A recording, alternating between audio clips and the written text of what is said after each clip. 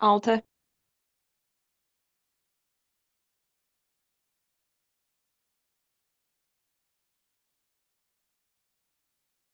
6. Deməli, verilmiş kod hissəsi üçün A dəyişəninə aşağıdakı qiymətlərdən hansı verilərsə, D bərabərdir A tam böl 2 üstəgəl A qalıqlı böl 2 komandası icra olunur. B bərabərdir A tam böl 2 üstəgəl A qalıqlı böl 2-ni biz kodda axtarmalıyıq. Kodda axtarıb bunu tapmalıyıq. Onun yerləşdiyi yeri müəyyən etdikdən sonra artıq biz A dəyişəninə qiymət verə bilərik. Yəni, A dəyişəninə verdiyimiz qiymətdən asılı olaraq bu adı seçilən ifadə işlənəcək. Onun yerini tapaq dərhal. Bax, məsələn, koda belə göz gəzdirsək, bax, bu kodun birinci sətri, bu ikinci sətri, bu üçüncü sətri, belə baxırıq da. B bərabərdir, A tam böl 2, hardadır? Görürük ki, bax, buradadır. B bərabərdir, A tam bölünsün 2, üstəgəl A qalıqlı bölünsün 2. Bu nə zaman yerinə yetirilər? Bu nə zaman yerinə yetirilər? Gəlin baxaq. Əgər A 2-dən kiçik olsa, əgər A 2-dən kiçikdirsə, bax, bu ifadə işlənəcək. A 2-dən kiçik deyilsə, A 2-yə bərabərdirsə, yəni bax, if ödənmir, demək ki, A 2-dən kiçik deyil. Düşür elifə. Siz bilirsiniz ki, elif nə zaman işlənir? Elif if ilə elsin arasında if ödənmədiyi halda elsə düşməməsi üçün biz if ilə elsin arasında bir əlavədən şərt qoymağımız üçün istifadə olunur elifdən. Yəni, biz normalda demişik ki, if əgərdir, else də əks haldadır. Yəni, şərt ödənirsə, if şərti ödənirsə, ifdən sonra gələn komanda yerinə yetirilsin, ödənmirsə düşsün else. Amma bu çox kiçik koddur da. Biz istəyirik ki, kod daha zəngin olsun. If ilə elsin arasında nələrsə yaza bilərik. Bu zaman else düşməsin də. Elə bir ki, if şərti ödənmir, biz əks halda düşmədən bir dənə də ikinci bir şans veririk. Deyirik ki, qoy elif ilə başqa bir şeydə yoxlansın. Bu zaman elifdən istifadə olunur. Yəni, ifdən də istifadə edə bilərik bu arada. İndi biz kodlar çətinləşdikcə görəsiniz. If ilə elsin arasında istədiyimiz sayda biz if də qoya bilərik. Amma if ilə elifin fərqi orasındadır ki, if şərti, bax, burada birinci if şərti ödənirsə, artıq elifə və yaxud da elsə düşməyə ehtiyacı qalmır. Əgər ifdən sonra ikinci, üçüncü və yaxud da neçəndirsə if varsa, onların ikisi də if olduğuna görə ikisi də eyni hüquqlu olur. Yəni, birinci if ödənsə də, ödənməsə də mütləq bu ifdən sonra növbəti sətirlərdə yenə if varsa, o iflər də yoxlanmalıdır. Nəysə, çox dərinə getməyək, o tipli suallarda inşallah onlarla işləyəcəyik. İndi, A2-dən kiçik olsa əgər bu ifadə hesablansın, A2-yə bərabər olsa bu ifadə hesablansın, sonra düşsün bu ifadə hesablansın.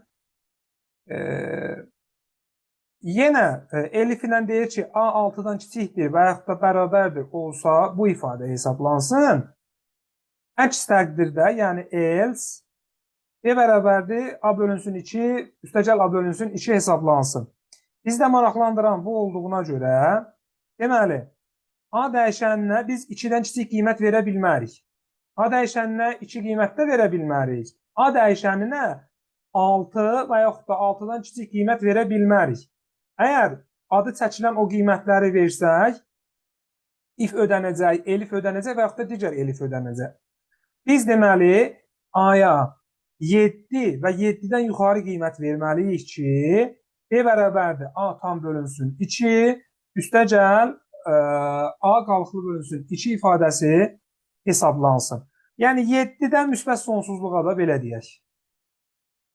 Ən kiçiyi 7-dir da, 7 və 7-dən yuxarı. 6 üçün uyğun cavabımız D-dir, 9. 9 da olar, 10 da olar, 8 də olar, hər şey olar.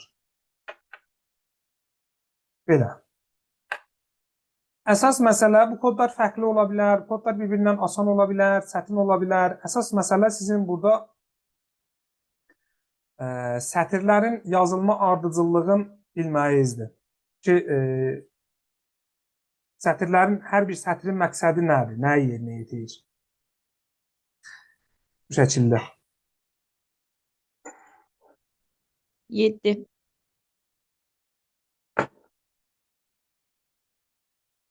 Aha.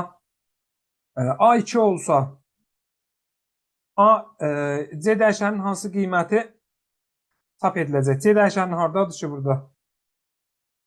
Elə mən də C tapamadım, ona görə soruşuram. C yoxdur axı. B deyək də buna. Mənim testimdə dəyişdirib B yazmısınız. Yəni çox az istifadə edildi də xəbər. Hə, elə burada da dəyişdirdim. Dəyişdirin uşaqlar onu. Gələcək nəsillərə ötürün istifadə eləsinlər bu düzgünü. B.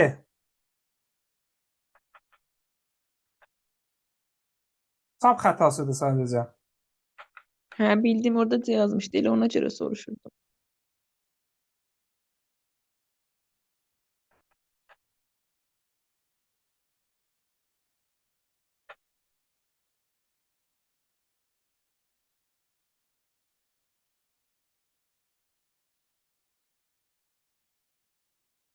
On beş.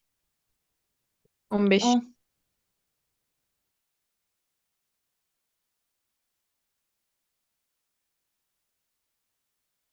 On.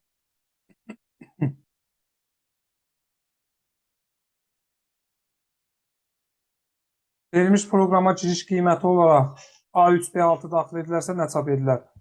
Aha. Biz artıq inputu bilirik də uşaqlar. Bunlar haqqında çox danışmışıq.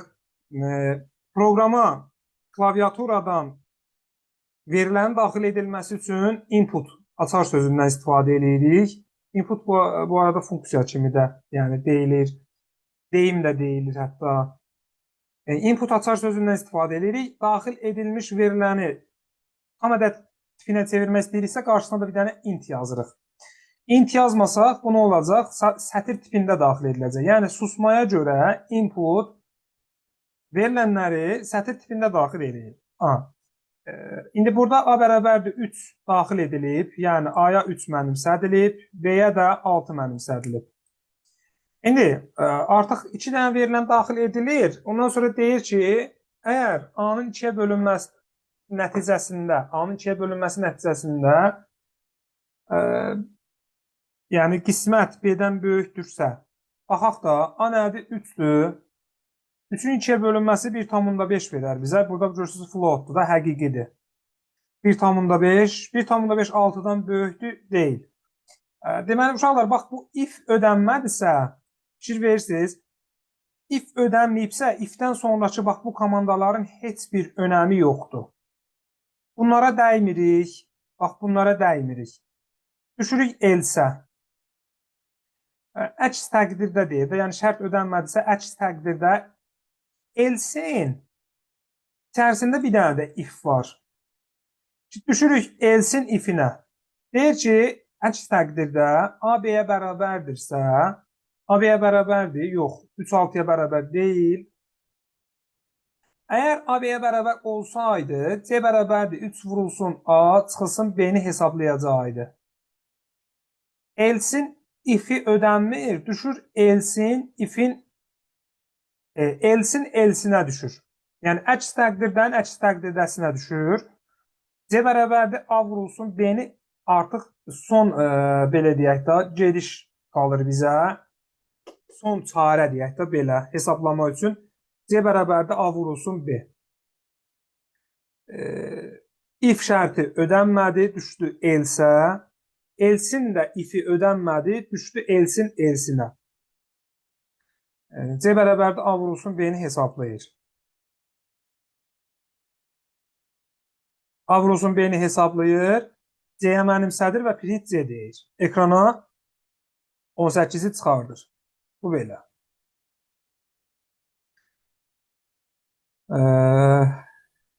Deyəsən 15 deyiriz bizdə. 15. Yaxşı. K adlı bir sətrimiz var. Sətir, niyə deyirəm sətir? Çünki dırnaq içərisində informatika yazılıb. Artıq düşür ki, bu birinci sətirdir. İkinci sətirdə deyir ki, if k.index f. Bu nə deməkdir? Bu deməkdir ki, f simvolunun indeksi böyükdürsə. İndi f simvolunun indeksi nədir? 0, 1, 2-dir da. F simvolunun indeksi 2-dir. Böyükdürsə k.count.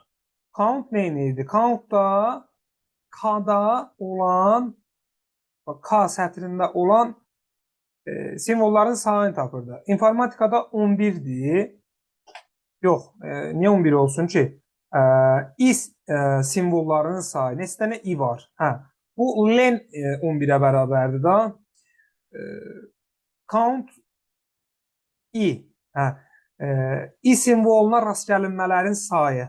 Yəni I simvolunun sayı, belə dedim onlar. 1, 2 dənədir. Bu da 2. Şərt ödənirmi? Yox, ödənmir. F simvolunun indeksi 2'dir. İlərin sayı 2'dir. 2 2'dən böyükdürmü? Deyil. 2 2'dən böyük olmadığına görə bax bu şərt bura hesablanmır. Niyə? Çünki if şərti ödənmədi. Uşaqlar, mən sizə demişəm də, baxın burada demək fikir versinizsə, bəzi sətirlər biraz içəriyə girintilidir də. Bax, məsələn, burada budur. Burada budur. Bunların içəriyə girintili olmağının səbəbi bunların belə gözəl görsənməyi üçün deyil. Bunun Python'ın sintaksisi belədir ki, bu, bax, məsələn, A bərabərdir len K. İçəriyə girintilidir ona görə ki, if'in özündən bir yuxarıdakı sətrə tabidir. Yəni, bu burada demək istəyir ki, bu A bərabərdir len K çıxılsın k.count A var da, onu o şərt ödənən müddətdə hesablanmalıdır. Biz bunu təkcə şərtdə yox, eyni zamanda, məsələn, funksiyada da görəcəyik, dövrdə daha çox görəcəyik. Bu sadəcə olaraq aşağıdakı kodun, yuxarıdakı kodun tərkibində olduğunu bildirir. İndi burada da şərt ödənmədiyinə görə düşür else, yəni əks təqdirdiyə. Əks təqdirdə də neynəsin? A bərabərdir k.index r, yəni r'in indeksi neçədir? 2, 3, 4, 4, üstəcəm k.find s. Bu nə deməkdir? Demişdik ki, find metodu ilk qarşısına çıxan verilmiş simvolun indeksini tapır. Yəni, informatika sətrində ilk qarşısına çıxan s-in indeksini tapır. Tapmasa, əgər həmin sətirdə s yoxdursa, nə qaytarır, kim deyər? -1. -1. -1 qaytarır, bəli. 4. İndi burada da informatikada da mənfi s olmadığına görə 4 üstə gələk, nə olacaq? -1. Bu şəkildə.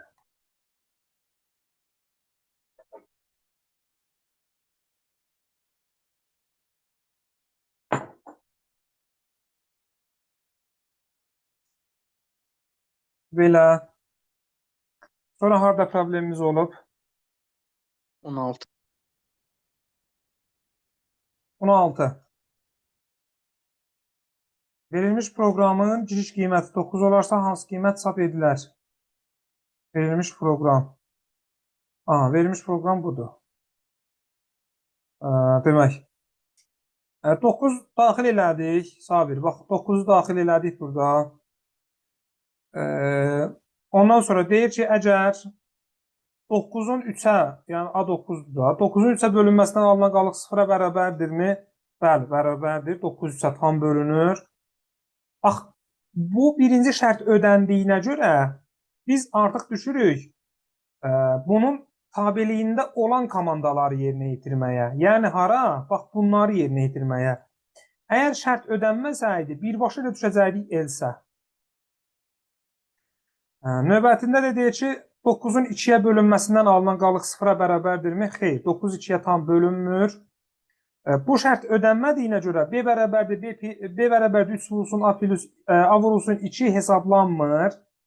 Düşür if-in elsinə, bura düşür. B bərabərdir A vurulsun 3, yəni nə? 27. 27. Bu şəkildə. Yəni if ödəndiyinə görə də artıq elsə düşmür. If ödəndiyinə görə bu elsə düşmür və B-yə də biz nə tapdıq? B-yə də 27 tapdıq. Nəticədə də burada print B deyir. Ekrana 27 çıxmış olur. Bu şəkildə.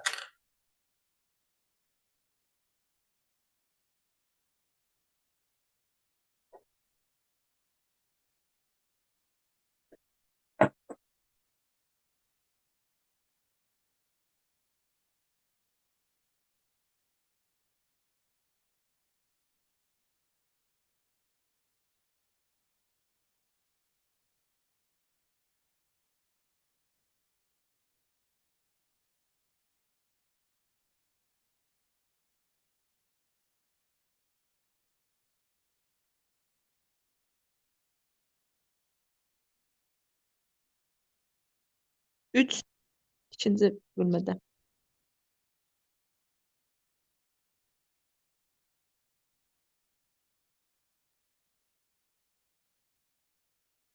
Nəyə keçirik ki? Bəli, belə eləyək. Dövr operatorlarına. Yox. Yox. Deyəcəm. Elza 17-yə sən cavab ver. Burada elə 17-yə cavab ver. 17. Əgər A bərabərdir 18 olarsa hansı qiymət çap ediləcək? Deməli, birincidə A 18 qiymətdir. Deyir ki, əgər 18-in 3-ə bölünməsindəki qalıq 0-dırsa, bəli 0-dır.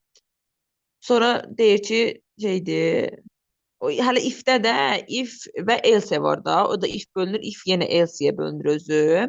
Orada yenə if deyir ki, əgər 18-in 2-yə bölünməsindən qalınan qalıq 0-dırsa, bəli yenə 0-dır. Buna görə də bunu hesablayaq. B-in qiymətini hesablayacağıq. Yəni else-ni çıxırıq da, if-dəki else-ni təbii ki çıxırıq. Bizdə deməli B bərabərdir 3 üstəgələk A vuraq 2. O da B bərabərdir 3 üstəgələk deməli neçə? 36, o da 39 eləyir. B bərabərdir 39. Aha. Sonra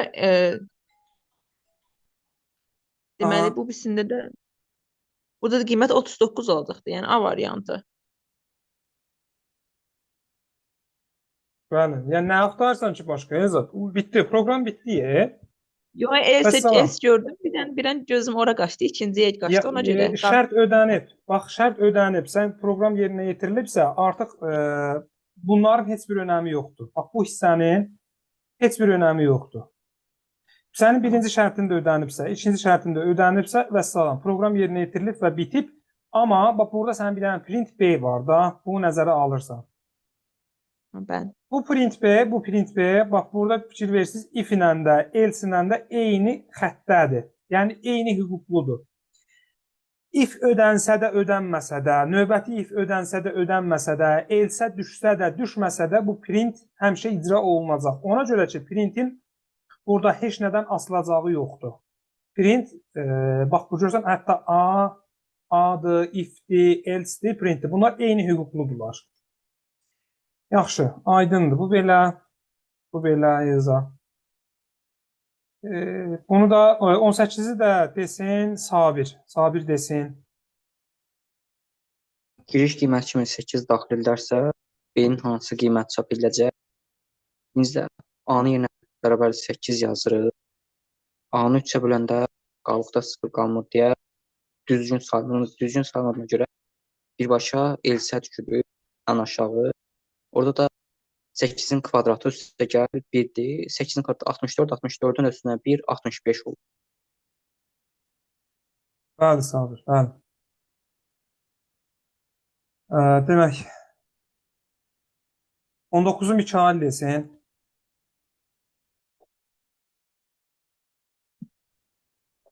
Əgər proqrama giriş qiyməti -5 daxil edilərsə, nə çap olunacaq? Deməli, -5 2-yə bölünür, qalıqda 0 qalmır, təhdid etdi, bu getdi. Sonra D, A böyükdür 0, bu da deyil, bu da getdi. Deməli, bu zaman qalır ki, A kiçikdir 0-dan avtomatik olaraq. Yəni, ədəd müsbət deyil yazacaq birinci. Sonra yenəcə aşağı ədəd təkdir yazacaq.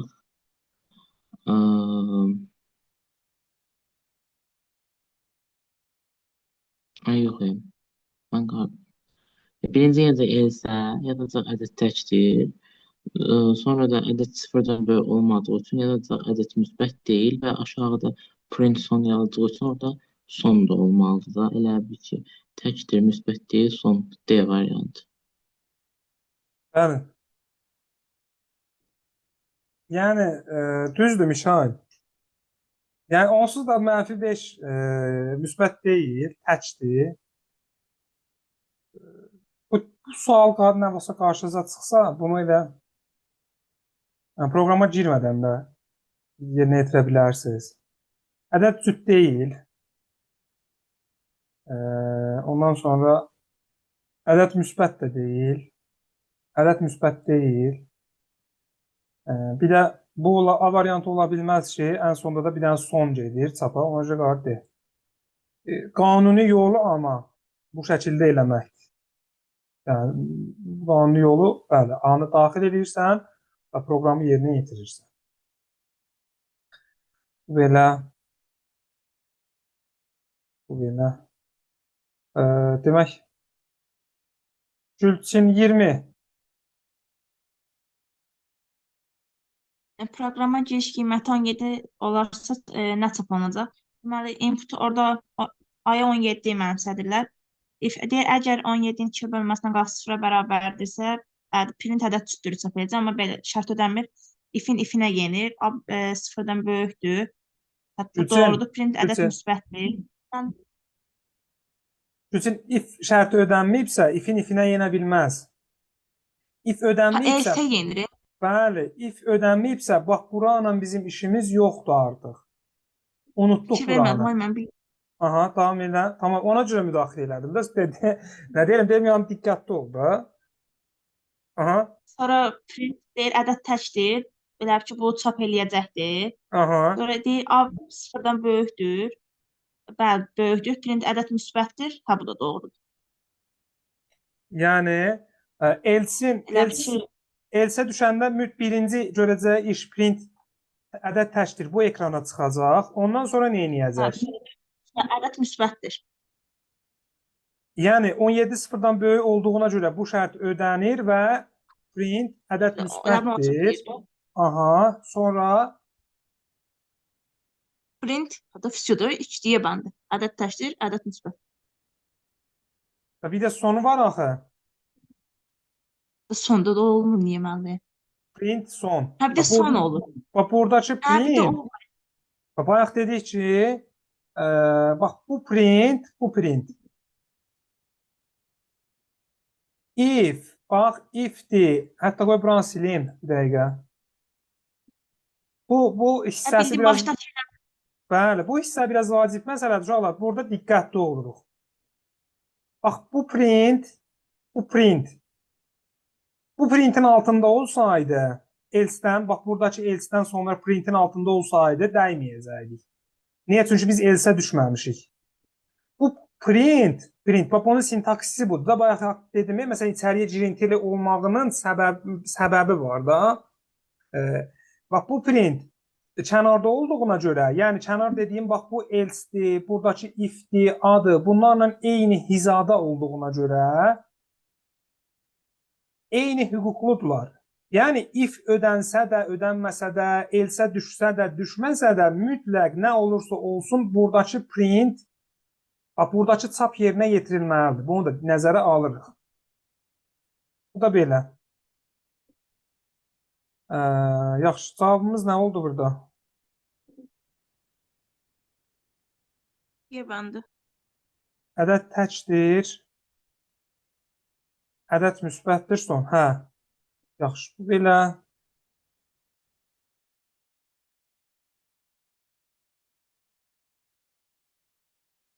Bu belə. Filiz 14-cü suala cavab ver. Görüm 1 dəqiqəyə cavab verə bilərsən. Deyir A16 olursa B dəyişənin qiymətini çap edin. A16 olur. İfdə deyir 16-dan 2-yə bölünməsinin qalıq 0-dır. Düz deyir. Elə A1 bərabərdir. A bölünsün 2. A16-ın 2-yə bölündə 8. A2 də bərabərdir. 16 çıxılsın 5, 11. 11-in 2-yə bölünməsindən qalıq 1.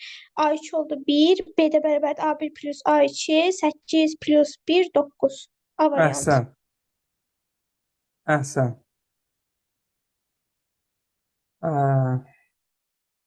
Yaxşı.